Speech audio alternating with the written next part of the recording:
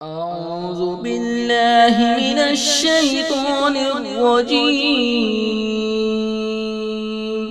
بسم الله الرحمن الرحيم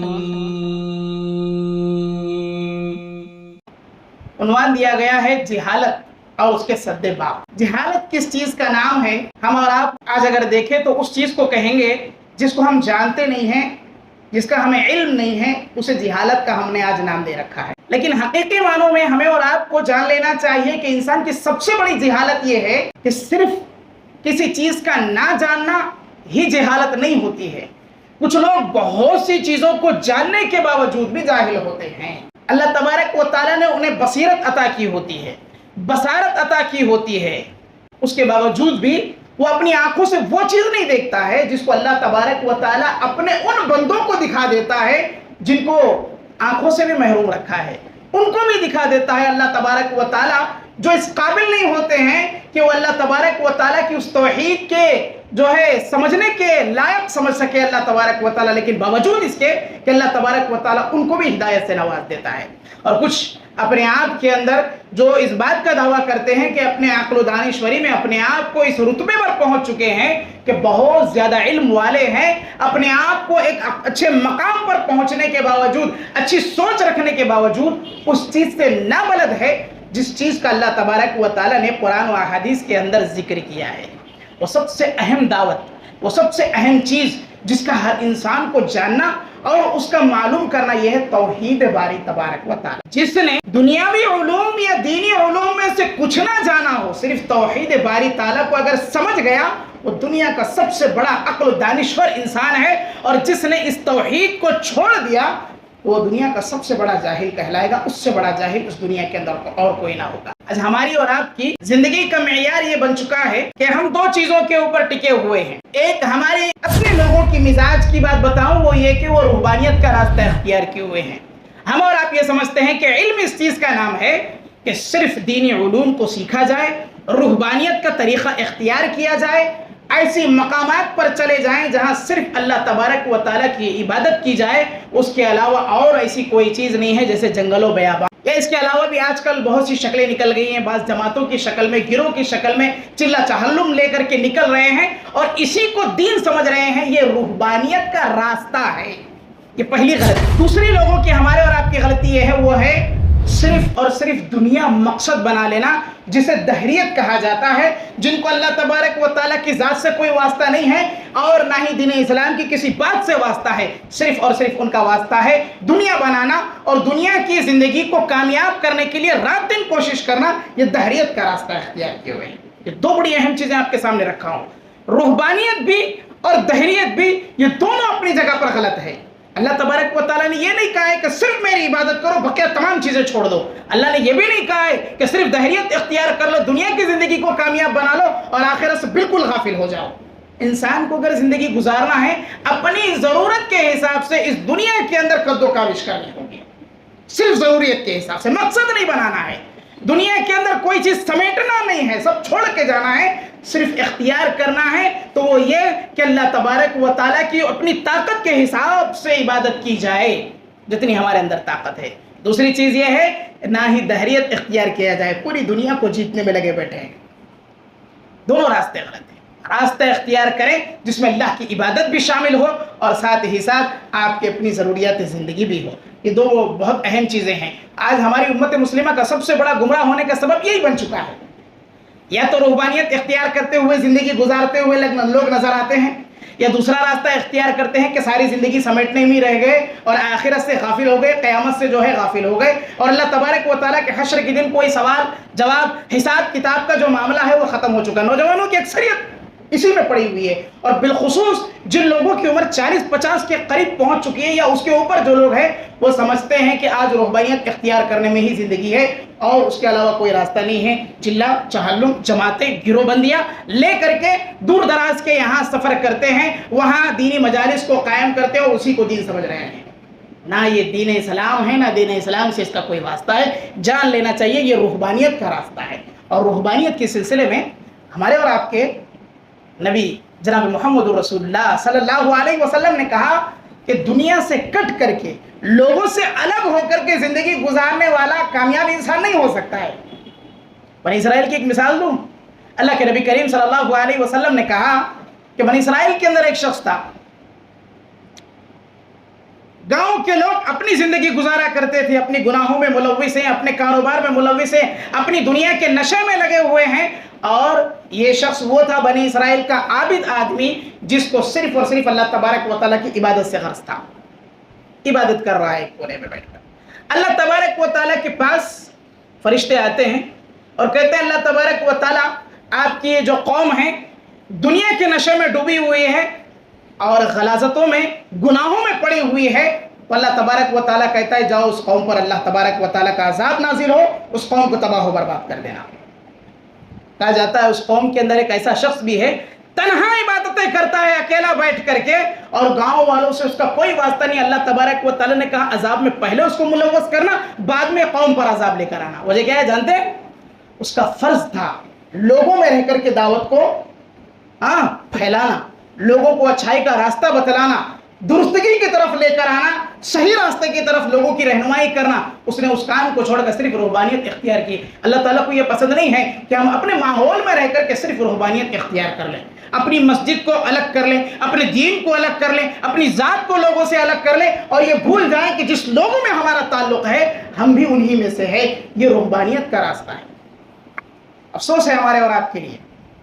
ہمارے اور آپ کے لیے اس سے بڑا افسوس کیا ہے کہ ہم جس قوم میں پلتے ہیں، جس قوم میں ہم بڑھتے ہیں، جس قوم میں ہم رہتے ہیں، باوجود اس کے کہ ہم اس قوم کی پرواہ نہیں کرتے ہیں۔ اس قوم کے پیچھے ہماری تگودونی ہوتی ہے، محنتیں نہیں ہوتی ہے۔ اللہ تعالیٰ نے کہا جہالت کے سلسلے میں یعلمون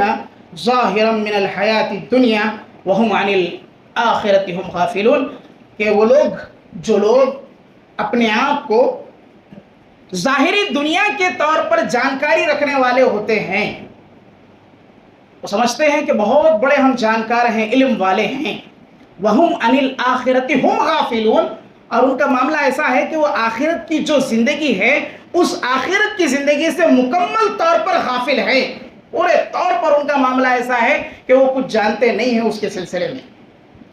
اتنی غفلت ان کی زندگی کی گزر رہی ہے۔ حقیقت میں یہی لوگ سب سے بڑے جاہل ہیں۔ انہی لوگوں کے بارے میں اللہ تبارک و تعالیٰ نے کہا کہ جہالت انہی لوگوں کے حق میں اللہ تبارک و تعالیٰ نے لکھ رکھی ہے، کیونکہ وہ اصلی زندگی سے غافل ہے، اور اصلی زندگی کو جو سامنے رکھ کر اپنے گزارتا ہے اس پر اللہ تبارک و تعالیٰ یہ کہ اس کو اللہ تبارک و تعالیٰ جنت بھی عطا کرتے ہیں، اور جب تک وہ دنیا کے اندر رہتا ہے اپنی اصلی زندگی کو کبھی بھولتا نہیں ہے۔ اللہ تعالیٰ نے قرآن مجید کے اندر ایک اور مقام پر ارشاد کیا اس جہالت کے سلسلے میں، فَلَمَّا جَاءَتْهُمْ رُسُلُهُمْ بِالْبَيِّنَاتِ فَرِحُوا بِمَا عِندَهُمْ مِنَ الْعِلْمِ وَحَاقَ بِهِمْ مَا كَانُوا بِهِ يَسْتَهْزِئُونَ، جب رسول پیغمبر ان کے پاس آتے ہیں کتابیں لے کر کے، آیات لے کر کے، اللہ کی نشانیاں لے کر کے پہنچتے ہیں، تو یہ لوگ تو اپنے دنیاوی علوم فنون کے اندر اتنے آگے بڑھ چکے ہوتے ہیں کہ یہ لوگ انبیاء تک کا مذاق اڑانے لگتے ہیں، اور ان کا معاملہ یہ ہوتا ہے وَحَاقَ بِهِمْ مَا كَانُوا بِهِ يَسْتَهْزِئُونَ، اور انبیاء اکرام علیہم السلام کا ٹھٹا مذاق بنا دیتے ہیں، اور اپنی دنیاوی زندگی کے اندر یہ بڑے خوش خرم رہتے ہیں۔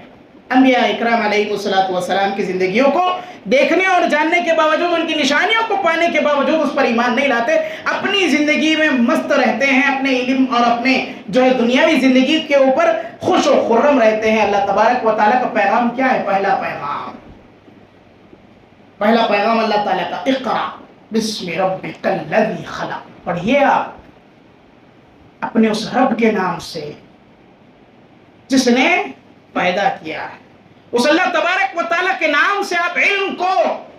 حاصل کیجئے، علم کو لیجئے۔ یہ اللہ کا پہلا پیغام ہے۔ اللہ خود ہمیں علم دینا چاہتا ہے، باوجود اس کے ہماری قوم کا یہ حال ہے۔ آج ہماری قوم کا سب سے بڑا پرسان حال یہ ہو چکا ہے، آدمی کے آگے سر جھکاتا ہے،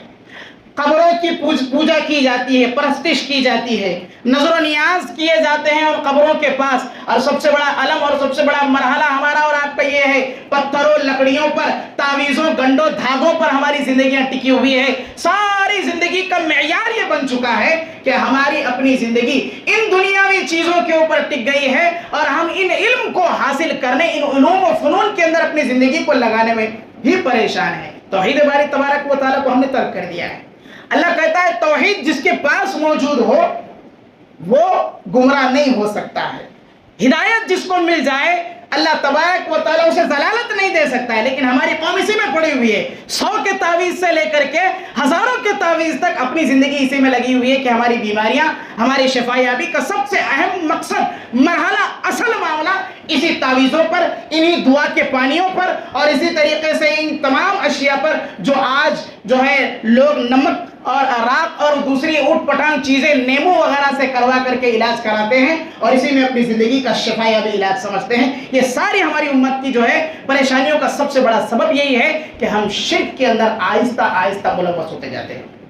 اللہ رب العالمین کی ذات پر اعتماد ختم ہوتا ہے، اللہ تبارک و تعالیٰ کے اوپر جو بھروسہ ہونا چاہیے، توکل ہونا چاہیے، وہ ختم۔ پورا بھروسہ آتا ہے ان تعویذوں پر، ان گنڈوں پر، ان دوائیات پر، ان تمام چیزوں پر جو شرک کے دروازے کھولتے ہیں۔ اس پر ہماری ساری امت آج بگڑی ہوئی ہے، پڑی ہوئی ہے۔ اس امت کو جو درس دیا گیا تھا اللہ تبارک و تعالیٰ کی توحید کا، اسے ہم لوگوں نے بھلا دیا۔ افسوس ہے ہمارے اور آپ کے لیے۔ یہ حالت کس کی تھی؟ دور جہالت جسے کہا جاتا تھا، زمانہ جاہلیت کا جس کا نام دیا گیا تھا۔ صحابہ اکرام اللہ کے نبی صلی اللہ علیہ وسلم کے درمیان بیٹھے ہیں۔ اللہ کے نبی صلی اللہ علیہ وسلم پوچھا کرتے تھے دور جاہلیت کی تمہاری حالتیں کیا ہوا کرتی تھی؟ صحابہ اکرام بیان کرتے ہیں اللہ کے نبی صلی اللہ علیہ وسلم بڑی ہنسی آتی ہے آج اس ہمارے اپنے دور کو سن کر کے، جب ہم جاہل ہوا کرتے تھے ہمارا معاملہ ایسا تھا کہ جب ہم راستوں سے گزرتے جو پتھر ہمیں نظر آتا بڑا اچھا لگتا، پتھروں میں اس کو اٹھا کر کہتے کہ یہ ہمارا معبود ہے۔ یہ ہماری زندگیاں ہوا کرتی تھی اس وقت کی۔ ہنسی آتی ہے آج ہماری اپنی زندگی کے اوپر کہ ہم جہالت کے کتنے دور میں گزرے، کیسے دور میں گزرے کہ جو راستے سے ہمیں پتھر مل جاتا اسے دیکھ کر کہتے کہ یہ انوکھا پتھر ہے، ہو سکتا یہی ہمارا معبود ہے۔ پھر پتہ چلتا آگے کچھ اور جاتے، اس سے بہتر خوبصورت نقش و نگار والا پتھر نظر آتا، اسے اٹھا لیتے، اسے کہتے یہ ہمارا معبود ہے، پہلا والا معبود پھینک دیا اٹھا کر کے۔ یہ ہماری زندگیوں کا حال تھا، ہماری جہالت تھی، ہمارا معاملہ یہ تھا کہ ہم نے 360 بت مکہ کے اندر بیت اللہ کے اندر رکھے تھے، اس کی عبادتیں ہم کیا کرتے تھے۔ وہ بت جس کو ہم نے اپنے ہاتھوں سے بنایا تراشا ہے، اس کی عبادتوں میں ہم رات و دن گزارا کرتے تھے۔ یہ دور جاہلیت کی حالت تھی۔ دور جاہلیت کا معاملہ یہ تھا کہ اس وقت عورتوں کی کوئی اہمیت نہیں تھی، انہیں جانوروں کی طرح سلوک کیا جاتا تھا، جانوروں کی طرح باندھا جاتا تھا، جانوروں کی طرح مارا جاتا تھا۔ اگر عورت کے ساتھ میں کوئی معاملہ ہوتا جو اس کے بلوغت کا ہوتا تو اسے ایک الگ کوٹری میں بند کر دیا جاتا اور اسے کھانا پینا دیا جاتا، اس سے کوئی میل ملاقات بات چیت نہ ہوا کرتی تھی۔ یہ ہمارا جہالت کا معاملہ تھا۔ کوئی بچی اگر پیدا ہو جاتی تو چہرے ہمارے کالے پڑ جاتے، اور اگر کوئی بچی کا معاملہ ایسا ہوتا کہ اگر کسی کے یہاں بچی ایک سے زیادہ ہو چکی تو اسے زندہ درگور دفن کر دیا جاتا، زندہ گاڑ دیا جاتا تھا۔ یہ ہماری جہالتوں کا معاملہ تھا، یہ ہماری جہالت کا جو ہے سبب تھا کہ ہم دنیا کی اصل حقیقت کو بھول گئے تھے، آخرت کو بھول گئے تھے، اور ہمیں یہ جو علم ملا ہے آج آپ کی جانب سے، جو بابرکت علم، پاکیزہ علم ملا ہے، اس کے پانے کے بعد ہماری جہالت پر ہمیں افسوس بھی ہوتا ہے اور کبھی ہنسی بھی آتی ہے۔ یہ جہالت کا عالم تھا، یہ جہالت کی وجہ سے تمام چیزیں ہوا کرتی تھی۔ جہالت کی ایک مثال اللہ تبارک و تعالیٰ نے قرآن مجید کے اندر بعض مقامات پر جہالت کا تذکرہ کیا ہے، اور ان میں خاص کر کے سب سے بڑے جاہل ان کو قرار دیا جس نے شرک کیا اور اللہ تبارک و تعالیٰ کا انکاری ہو گیا، اللہ تبارک و تعالیٰ کا کفر کرنے والا ہو گیا۔ حضرت نوح علیہ السلام کے قصے کی طرف لے کر چلتا ہوں۔ اپنی قوم کو دعوت دیتے ہیں، خود اپنا بیٹا اس بات پر تیار نہیں ہے، اللہ تبارک و تعالیٰ کے عذاب میں مبتلا ہے۔ عذاب کیا تھا؟ آسمان نے پانی برسانا شروع کر دیا، چھلنی ہو چکا تھا، زمین پانی اگلنے لگی تھی، اتنا پانی ہو گیا کہ جو کشتی حضرت نوح علیہ السلام نے بنائی تھی اس کشتی کے اندر صرف ایمان والوں کا داخلہ تھا، بقیہ کسی اور کا داخلہ نہ تھا۔ سامنے حضرت نوح علیہ السلام کشتی میں بیٹھے ہیں، اپنے بیٹے کو اپنی آنکھوں کے سامنے دیکھتے ہیں، ڈوب رہا ہے، اور کہتے ہیں اپنے بیٹے سے، آواز لگاتے ہیں کہ بیٹے کشتی پر آ جاؤ، بیٹھ جاؤ اور اپنے آپ کو ہلاکت سے بچا لو، اپنی جان کی حفاظت کر لو۔ بیٹا کہتا ہے قریب ایک پہاڑ ہے، میں تیر کر کے اس پہاڑ پر جا کر بیٹھ جاؤں گا، آپ کے پاس آنا مناسب نہیں سمجھوں گا، بچ جاؤں گا، اپنی جان کو بچا لوں گا۔ بات چل رہی ہے باپ بیٹے میں، ایک بڑی موج آتی ہے پانی کی، اور کئی جو ہے اندر گہرائیوں کے اندر ان کے بیٹے کو لے کر کے چلی جاتی ہے. جب دوبارہ اٹھ کر کے واپسی ہوتی ہے تو جان جا چکی ہوتی ہے. تڑپ اٹھتے ہیں باپ حضرت نوح علیہ السلام اپنے بیٹے کی موت پر. آواز لگاتے ہیں, ندا لگاتے ہیں, اپنے رب سے کہتے ہیں وَنَادَى نُوحُ رَبَّهُ فَقَالَ رَبِّ إِنَّ ابْنِي مِنْ أَهْلِي. کہا نوح علیہ السلام نے اپنے رب سے, اللہ تبارک و تعالی یہ کیا ہو گیا کہ میرا بیٹا اپنی آنکھوں کے سامنے مرتا ہوا میں دیکھ رہا ہوں. تیرا وعدہ تھا کہ تو میرے گھر والوں کو بچائے گا, میرے گھر والوں کی حفاظت کرے گا, تو وعدہ اپنا کیوں خلاف ہو گیا؟ حضرت نوح علیہ السلام نے آواز لگایا اپنے رب کو وَإِنَّ وَعْدَكَ الْحَقُّ, اور میں جانتا ہوں تیرا وعدہ سچا ہوتا ہے, حق پر مبنی ہوتا ہے, پھر میرا بیٹا کیوں مر گیا؟ افسوس ہوتا ہے اپنے بیٹے کی موت پر, اور ندا لگاتے ہیں وَأَنْتَ أَحْكَمُ الْحَاكِمِينَ, اور کہتے ہیں اللہ تبارک و تعالیٰ تو سب سے بڑا حکمت والا دانشور, تو نے میرے بیٹے کو موت دے دی. اللہ تعالیٰ کا جملہ بھی سنیں, بڑا پیارا جملہ کہا اللہ تبارک و تعالیٰ نے حضرت نوح علیہ السلام کو. آج ہم اور آپ اس چیز کو سمجھنے سے قاصر ہیں, جبکہ ہمیں اس کو سمجھنے کی ضرورت ہے. اللہ کہتا ہے قال یا نوح انہ لیس من اہلک, کہا نوح علیہ السلام سے اللہ تبارک و تعالیٰ نے اے نوح تمہارا بیٹا نہیں تھا, وہ تم میں سے نہیں تھا. انہو لیس من اہلک انہو عمل غیر صالح, اس کا معاملہ تو ایسا تھا کہ اس کا عمل نیک نہیں تھا, وہ ایمان والا نہیں تھا, اس کے کام اچھے نہیں تھے, اللہ رب العالمین کو جو ہے راضی کرنے والے اس کے اعمال نہیں تھے, رضامند کرنے والے اعمالوں میں سے نہیں تھا اس کا معاملہ. اس کا معاملہ کیا تھا؟ اللہ کے نافرمانوں میں سے تھا, اللہ کی ناراضگی کا سبب بننے والوں میں سے تھا. اللہ تبارک و تعالیٰ اس کے شرک سے بیزار تھا, اللہ تبارک و تعالیٰ اس کے کفر سے بیزار تھا. انہو لیس من اہلک فلا تسألنی ما لیس لک بہ علم, اس چیز کا آپ سوال مت کریں نوح جس کا آپ جانتے نہیں ہیں کہ کیا چیز ہے, وہ آپ ایسی چیز کے بارے میں پوچھ رہے ہیں جس کا آپ کو علم نہیں ہے. حضرت نوح علیہ السلام کا جملہ سنیں, کیا فرمایا؟ انی اعیذک ان تکون من الجاہلین. حضرت نوح علیہ السلام کو اللہ نصیحت کرتا ہے, میں دیکھتا ہوں کہ آپ کا شمار بھی ان جاہلوں میں سے ہو جاتا ہے جو لوگ جہالت کی طرف جاتے ہیں, یعنی جن لوگوں نے توحید کو نہیں سمجھا ہے ان کی طرف آپ کا معاملہ بھی ہوتا ہوا مجھے نظر آتا ہے. علم کیا ہے؟ توحید ہے, اور اس توحید کو اگر آپ نہیں سمجھیں گے تو اور کم سے کون سمجھے گا نبی. اللہ تبارک و تعالیٰ نے حضرت نوح علیہ السلام کو نصیحت کر دی, کہا کہ وہ ہمارے ساتھ نافرمان تھا, وہ جاہلوں میں سے تھا. اللہ تبارک و تعالیٰ نے اسے جاہل قرار دے کر کے اسے موت دی ہے. اور اللہ نے کس کو کہا؟ من اہلک, آپ کے گھر والوں میں سے کون ہیں؟ وہ ہیں جو توحید کا دامن تھامے ہوئے ہیں, جو لا الہ الا اللہ کے مفہوم کو سمجھنے والے لوگ ہیں, اپنی زندگی کو صرف اللہ کے بھروسے پر گزارنے والے لوگ ہیں, توحید کے اوپر اپنی زندگی کو لے کر چلنے والے لوگ ہیں. ایسے لوگ ہی تمہارے ساتھی ہیں, تمہارے بھائی ہیں, تمہارے گھر والے ہیں. جو اس کے علاوہ اپنی زندگی گزارتے ہیں وہ تم میں سے نہیں ہو سکتے ہیں, وہ مسلمان نہیں ہو سکتے ہیں, ان کا شمار ایمان والوں میں آپ مت کیجیے. یہ نصیحت کی اللہ تبارک و تعالیٰ کے حضرت نوح علیہ السلام کو. پتہ چلا اللہ نے ان کو جاہل کہا ہے جنہوں نے توحید کے راستے کو چھوڑ دیا, اللہ تبارک و تعالیٰ نے انہیں لا علم کہا ہے جنہوں نے توحید کو نہ جانا, توحید کو نہ پرکھا. اللہ تبارک و تعالیٰ نے ایک اور جگہ کہا ان لوگوں کے بارے میں جو ایمان والے ہوتے ہیں, ان کی مثال اللہ دے کر کہتا ہے وہ جاہل نہیں ہوتے ہیں, اور جب جاہلوں سے ملتے ہیں تو ان سے ہمیشہ اپنے آپ کو دور ہی رکھا کرتے ہیں. اور جو ایمان والے ہیں ان کا معاملہ یہ ہونا چاہیے کہ وہ اپنے لوگوں کو سمجھائیں, اور جب سمجھا چکے تو ان سے آپ حجت نہ کریں, بلکہ آپ یہ کریں کہ ان سے حتی الامکان اگر وہ آپ سے لڑائی بھڑائی کرنا چاہیں تو آپ دور رہنے کی کوشش کریں. اللہ کا پیغام سنیں, خذ العفو, لوگوں کے ساتھ درگزر کا معاملہ کرو. اگر آپ کو کوئی تکلیف پہنچاتا ہے تو آپ اس کو نظر انداز کرو, معاف کر دیا کرو. وَأْمُرْ بِالْعُرْفِ, اور لوگوں کے ساتھ بھلائی کا معاملہ کیا کرو. وَأَعْرِضْ عَنِ الْجَاهِلِينَ, جاہلوں کے اعتراضات پر, ان کے دباؤ پر, ان کے جو ہے اشکالات پر آپ کا یہ معاملہ ہونا چاہیے کہ اسے نظر انداز ہی کر کے آپ زندگی گزاریں. اللہ تبارک و تعالیٰ نے کہا ان جاہلوں سے اعراض کر لیں, ان کے معاملات میں آپ نظر انداز ہو کر کے زندگی گزاریں, تبھی آپ ایمان کے راستے پر ہیں, ایمان والے ہیں. لوگوں کو درگزر کریں، اپنے آپسی معاملات کو درگزر کرنے کی کوشش کریں، آپ کے مسلمان بھائی سے کوئی غلطی ہوتی ہے اسے معاف کرنے کی کوشش کریں، اور اگر آپ کے مسلمان بھائی کو اگر کسی بھلائی کی ضرورت ہے، کسی نیک کام کی ضرورت ہے، اسے برابر حکم دینے کی کہا، اور برائی میں اپنے مسلمان بھائی کو دیکھیں تو اسے برابر روکیں، لیکن جب بات جاہلوں سے آ جاتی ہے انہیں سمجھائیں، وہ نہ مانیں تو ان سے اعراض کر لیا کریں، انہیں جتنا سمجھانا ہے آپ سمجھا چکے، اس کے بعد آپ کا یہ کام ہونا چاہیے کہ آپ ان سے دوری اختیار کر لیا کریں۔ اللہ تعالیٰ نے مثال بیان کی ہے اپنے مومنوں کے بارے میں، وَعِبَادُ الرَّحْمَنِ الَّذِينَ يَمْشُونَ عَلَى الْأَرْضِ حَوْنًا وَإِذَا خَاطَبَهُمُ الْجَاهِلُونَ قَالُوا سَلَامًا۔ اللہ نے کہا اپنے رحمان کے جو بندے ہوتے ہیں، رحمان کے بندے اللہ تبارک و تعالیٰ کے، یمشون علی الارض ہونا، جب زمین پر چلتے ہیں وہ لوگ بڑے آرام سے بڑے اچھے انداز میں زندگی گزارتے ہیں، اور وَإِذَا خَاطَبَهُمُ الْجَاهِلُونَ قَالُوا سَلَامًا، جب ان سے کوئی آ کر کے کسی بات پر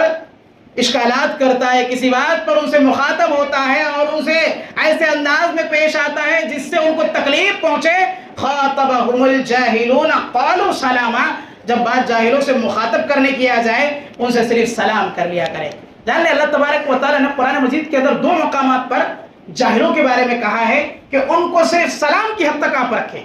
صرف سلام کی حد تک۔ یہ پہلی آیت وَإِذَا خَاطَبَهُمُ الْجَاهِلُونَ قَالُوا سَلَامًا، ایک اور آیت ہے اللہ تبارک و تعالیٰ اس میں کہتا ہے انہی لوگوں کے بارے میں وَإِذَا سَمِعُوا اللَّغْوَ أَعْرِضُوا عَنْهُ وَقَالُوا لَنَا أَعْمَالُنَا وَلَكُمْ أَعْمَالُكُمْ سَلَامٌ عَلَيْكُمْ لَا نَبْتَغِي الْجَاهِلِينَ۔ اللہ تعالیٰ نے یہاں ان کے بارے میں کہا ہے کہ جو لوگ مومنین ہیں انہیں چاہیے وَإِذَا سَمِعُوا اللَّغْوَ، جب وہ لوگ سنیں کسی لغو بات کو، بری بات کو، جاہلوں سے، آپ کے ان لوگوں سے جن کو آپ سمجھانا چاہتے ہیں وہ سمجھتے نہیں ہیں، آپ سے لڑائی بھڑائی کرتے ہیں، جہالت کی باتیں کرتے ہیں اور جاہلانہ حرکتیں کرتے ہیں، ان لوگوں کے بارے میں کہا کہ آپ کون سے اگر کوئی بری بات سننے کو ملتی ہے اے ایمان والو، اعرضوا عنہ، ان سے آپ اعراض کر لیا کریں، ان کی ہر بات کا جواب دینے کی آپ کو ضرورت نہیں ہے، آپ ان سے دوری اختیار کریں۔ وَقَالُوا لَنَا أَعْمَالُنَا وَلَكُمْ أَعْمَالُكُمْ، اور صحابہ اکرام کا معاملہ یہ ہوا کرتا تھا، وہ کہا کرتے تھے تمہارے اعمال اب تمہارے ساتھ ہیں، ہمارے اپنے اعمال ہمارے ساتھ ہونے چاہیے۔ کافروں کے ساتھ نبی کا رویہ یہی تھا، لَنَا أَعْمَالُنَا وَلَكُمْ أَعْمَالُكُمْ، تمہارے اعمال تمہارے ساتھ اور ہمارے اعمال ہمارے ساتھ ہونے چاہیے، سلام علیکم، تم پر اللہ تبارک و تعالیٰ کی جانب سے سلامتی ہو۔ لا نبتغی الجاہلین، ہم نہیں چاہتے ہیں کہ ہمارا شمار بھی جاہلوں میں سے ہو جائے، ہم بھی جاہل قرار دیے جائیں، ہمارا معاملہ یہ نہیں ہونا چاہیے۔ یہ 2 مقامات ہیں جہاں پر اللہ تبارک و تعالیٰ نے کہا جاہلوں سے ملو، جاہلانہ حرکتوں کو دیکھو، انہیں سمجھاؤ، اور اگر آپ کے ساتھ وہ بری بات کہتے ہیں، آپ کے ساتھ برا برتاؤ کرتے ہیں تو ان سے صرف سلام کی حد تک یہ رہا کرو۔ یہ اللہ تبارک و تعالیٰ کی جانب سے ہمارے اور آپ کے لیے تعلیم ہے، یہ علم ہے اللہ تبارک و تعالیٰ کی جانب سے ہمارے اور آپ کے لیے۔ اسی طریقے سے اللہ تبارک و تعالیٰ نے جہاں جہالت کا ذکر کیا ہے اس میں ایک یہ کہ وَإِذْ قَالَ مُوسَىٰ لِقَوْمِهِ إِنَّ اللَّهَ يَأْمُرُكُمْ أَن تَذْبَحُوا بَقَرَةً قَالُوا أَتَتَّخِذُنَا هُزُوًا قَالَ أَعُوذُ بِاللَّهِ أَنْ أَكُونَ مِنَ الْجَاهِلِينَ۔ واقعہ بڑا طویل ہے، حضرت موسیٰ علیہ السلام کے دور کا قصہ ہے جس میں ایک جو ہے اپنے چچا بھتیجے کا قصہ آتا ہے، جس نے ایک دوسرے جو ہے اپنے بھتیجے نے اپنے چچا کو قتل کر دیا تھا، اور یہ بڑا ایک طویل قصہ ہے۔ اس کے بعد لوگ اس کی جو ہے وہ ان کے چچا کی لاش کو اٹھا کر کسی اور کے گھر پر ڈال دیتے ہیں۔ وہاں اللہ تبارک و تعالیٰ نے سورۃ البقرہ کے اندر پورے تذکروں کو ذکر کیا ہے۔ پھر اس کے بعد لوگ تحقیقات کرتے ہیں، حضرت موسیٰ علیہ السلام تک بھی جاتے ہیں۔ پھر یہ تمام چیزوں کے جانکاری کے لیے اللہ تبارک و تعالیٰ کہتا ہے کہ گائے کو ذبح کریں۔ پھر اس میں کئی سوالات بھی ان لوگوں کے ہوتے ہیں، ان سوالات میں سے ایک یہ ہوتا ہے کہ اللہ تبارک و تعالیٰ ان کو کہتا ہے اس سلسلے میں وَإِذْ قَالَ مُوسَىٰ لِقَوْمِهِ، اور جب موسیٰ علیہ السلام نے اپنی جو ہے قوم سے کہا کہ إِنَّ اللَّهَ يَأْمُرُكُمْ أَن تَذْبَحُوا بَقَرَةً، اللہ تم کو حکم دیتا ہے کہ تم ایک جانور کو ذبح کرو اور اس کے گوشت کے لوتھڑے کو اس لاش کے اوپر رکھ دو اس کے منہ پر، تو وہ بولنے لگے گا۔ پھر اس کے بعد وہ جو ہے پورا واقعہ اس کے اندر مذکور ہے، واقعہ ذکر کرنا نہیں ہے، وہاں مقصد یہ ہے کہ اللہ تبارک و تعالیٰ نے وہاں جہالت کے لفظ کو ذکر کیا ہے۔ ان تذبحوا بقرہ قالوا اتتخذنا ہزوا، ان لوگوں نے کہا تھا کہ ہاں ہمیں علم آج مل گیا ہے اللہ رب العالمین کی جانب سے، اب تک ہم جاہل تھے۔ قال اعوذ باللہ ان اکون من الجاہلین، کہا کہ اللہ تبارک و تعالی کہیں مجھے جاہلوں میں سے نہ کر دے۔ یہ اللہ تبارک و تعالیٰ کی جانب سے جو بابرکت علم انبیاء کرام کو ملا ہے، ان میں ہمارے اور آپ کے لیے وہ بابرکت علم قرآن اور احادیث کی شکل میں ہمیں اور آپ کو نصیب ہوا ہے، جو ملنے کے بعد، پانے کے بعد بھی اگر ہم اندھوں کی طرح رہیں، اپنی زندگی کو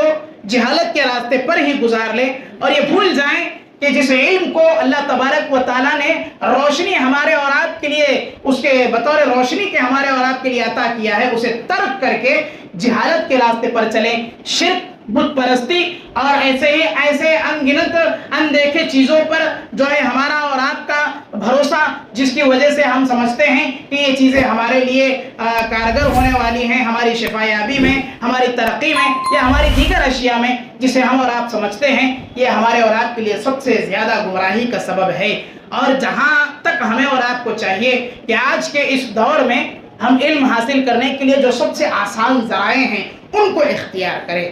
قرآن و حدیث کے ذریعے سے علم کو حاصل کریں، اللہ رب العالمین کی توحید کو سیکھیں، اللہ رب العالمین کے اس وحدانیت کو جاننے کی فکر کریں جس کی وحدانیت کو سمجھنے کی ہمیں اور آپ کو سخت ضرورت ہے۔ اور اس علم کے لیے اللہ تبارک و تعالیٰ نے ہمیں اور آپ کو چنا ہے، اس علم کو جانیں اور اپنی زندگی کو جو ہے جتنے علم کی ضرورت ہے، اپنی ضرورت کی مقدار دنیاوی زندگی کا علم بھی حاصل کریں، اور روحانیت اور ساتھ ہی ساتھ دہریت، یہ دو چیزیں ہیں، ان سے اپنی زندگی کو نکال کر کے توحید، کتاب و سنت کی زندگی پر اپنے آپ کو گامزن کریں۔ دعا کرتا ہوں اللہ تبارک و تعالیٰ سے، اللہ تبارک و تعالیٰ مجھے اور آپ کو اپنے علم و ہدایت کی روشنی سے سرفراز فرمائے، آمین۔ اللہ تبارک و تعالیٰ جہالت کی تمام رسومات سے ہمیں اور آپ کو بچائے، اور اللہ تبارک و تعالیٰ ہمارے جو ہے اس بات کی ہمیں توفیق دے کہ ہم علم دین کو حاصل کریں، علم دین کے ذریعے سے ہم خود روشناس ہوں اور اپنے ان لوگوں کو روشناس کریں جو ضلالت و گمراہی میں پڑے ہوئے ہیں، جو بت پرستی میں پڑے ہوئے ہیں، اور ساتھ ہی ساتھ وہ لوگ جو ہے دین اسلام اور دین اسلام کی توحید سے غافل ہیں، وہ لوگ اللہ تبارک و تعالیٰ کے اس توحید کو جانیں، اس اہمیت کو سمجھے توحید کی جس کو انبیاء لے کر کے آئے، اس تحفے کو غنیمت سمجھے جو اللہ تبارک و تعالیٰ کی جانب سے نازل کردہ ہے۔ اللہ تبارک و تعالیٰ اس بات کی مجھے اور آپ کو توفیق دے کہ ہم اپنے لیے دعا کریں کہ اللہ تبارک و تعالیٰ مرتے دم تک ہمیں ہدایت پر قائم و دائم رکھے، آمین یا رب العالمین۔ اور اللہ تبارک و تعالیٰ ہمارے تمام امت المسلمین کو اس بات پر قائم و دائم رکھے کہ وہ ہدایت کے راستے پر چلے، گمراہی سے اپنے آپ کو بچائے، آمین یا رب العالمین۔ وصلی اللہ علی نبینا وما علینا الا البلاغ المبین۔